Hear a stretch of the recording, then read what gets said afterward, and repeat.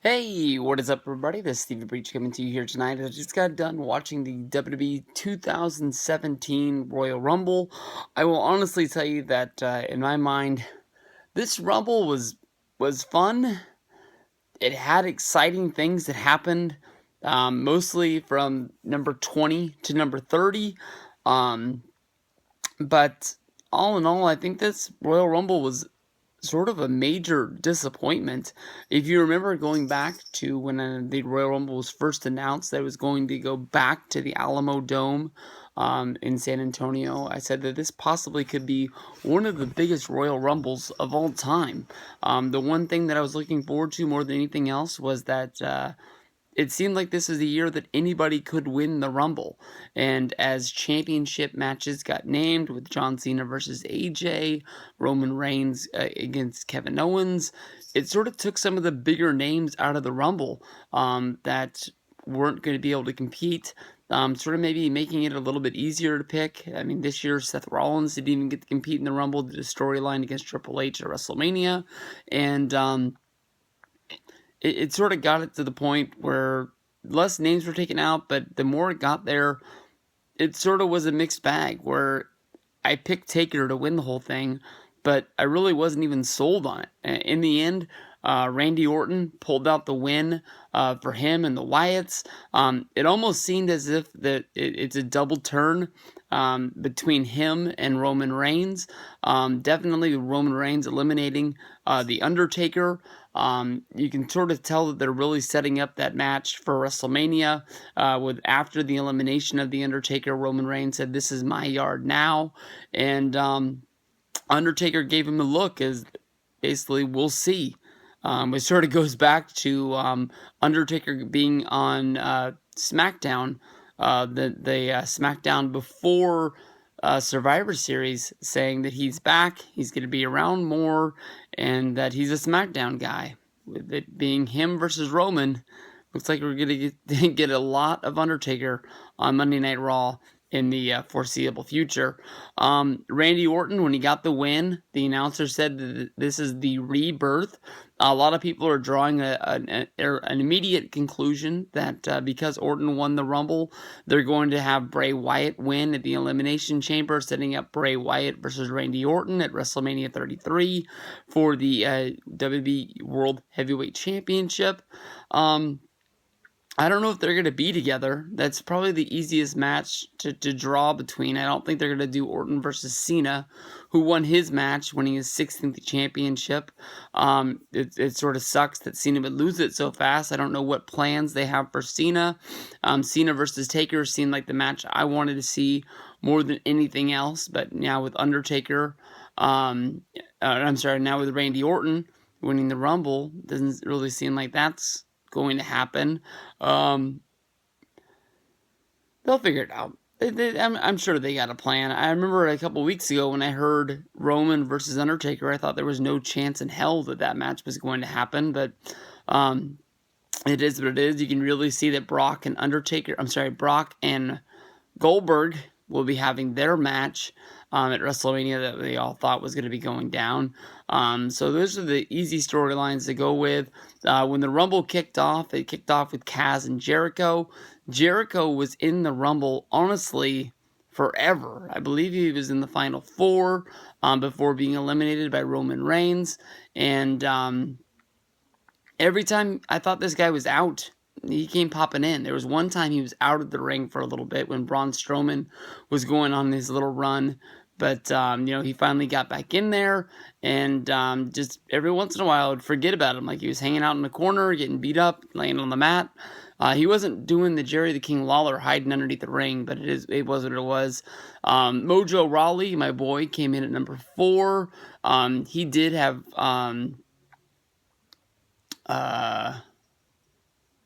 I thought he had an elimination, but on Wikipedia it says that he wasn't able to dump anybody.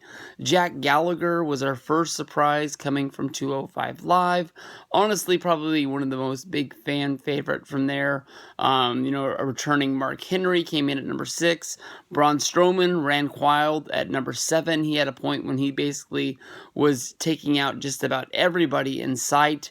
He eliminated Mark Henry. by himself after they had a big stare down. Then Sami Zayn ran to the ring at number 8. Sami and Braun were able to rumble it out for a little bit, trying to build up on their feud. I really thought that Sami Zayn was going to be the guy who eliminated Braun Strowman, but he wasn't meant to be here. But Sami ended up staying in the Rumble for a long, long time. Big Show came down, followed by Ty Dillinger at number 10. Ty Dillinger really didn't have that big of a build-up. They gave him number 10, just like his big gimmick with 10, 10, 10 from NXT.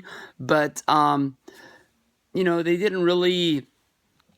what am I trying to say? They didn't really, build up the number 10 spot coming up. I didn't really hear the fans go bananas.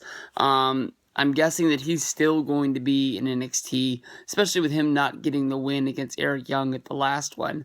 You go back and watch that video, it doesn't make sense for Dillinger to get moved up out of developmental when his character really isn't winning matches in developmental. He's having really good ones. He's a really good wrestler, but he's just not winning. And I'm not saying that this guy has to be NXT champion because people have got promoted before winning the belt, but he has to win something, right?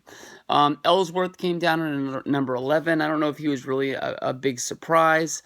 Oh, and by the way, that was it. You had Ty Dillinger at number 10, and you had Jack Gallagher at number 5. The only two surprises: no Shawn Michaels, no Steve Austin, no Samoa Joe, no Nakamura, no Psycho Sid, no Kurt Angle. Everyone that we talked about for weeks and weeks and weeks, wasted time. Nothing ever happened with it. From there we go to Dean Ambrose and Baron Corbin. Baron Corbin had one hell of a day out there. Only eliminated one guy, but the one guy ended up being Braun Strowman. He had Dukes with The Undertaker. He went right for him. He basically, said this is a Royal Rumble that was going to put him on the map. I really thought they were really building him up, but after he lost his match to John Cena on SmackDown, he wasn't even featured on SmackDown that much, so I don't really know what's going on with him.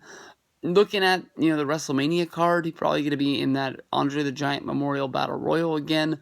But maybe, later 2017 will start to be the year for Baron Corbin.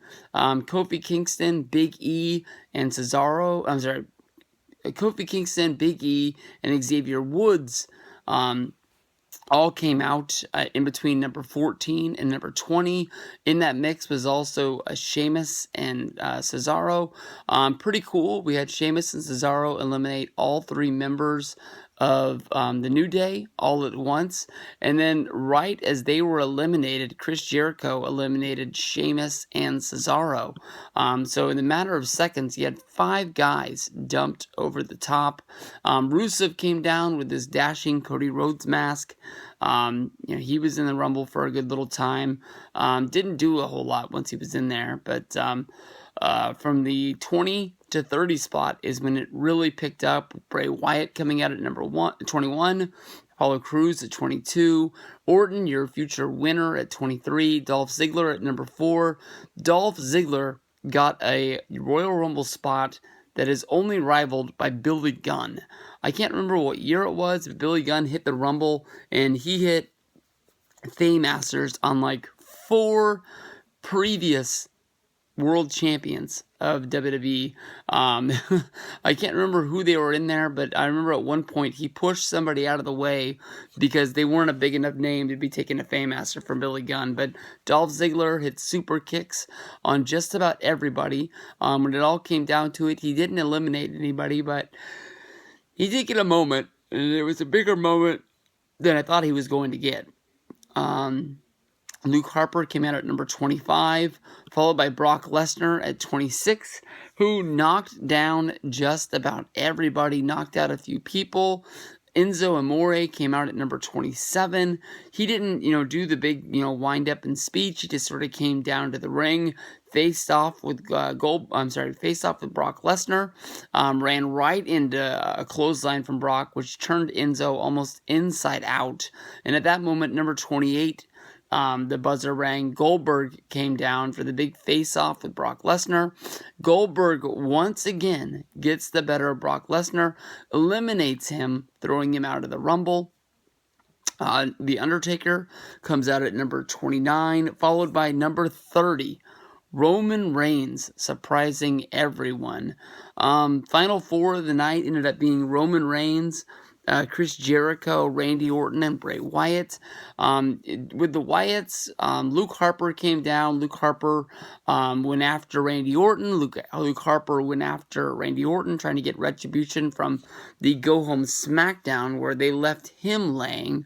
I'm sure the Wyatts will pull it back together, but like I said earlier, I really don't think Orton is going to be connected with Bray Wyatt, if not for longer. He immediately went for when he came down to the ring, he almost was pandering for the babyface reaction. He threw a sweatshirt in the crowd. I noticed he was wearing an orange, sort of fan bracelet on his hand. I know he had the run-in with the fan last week, but I think Randy Orton looks like he is going to be babyface as of right now. If not, it's coming soon.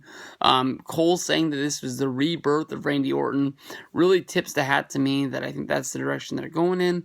We'll have to see. This was the big Rumble. It was fun. As I'm talking about it right now, I'm pretty excited. I think it was a good Rumble.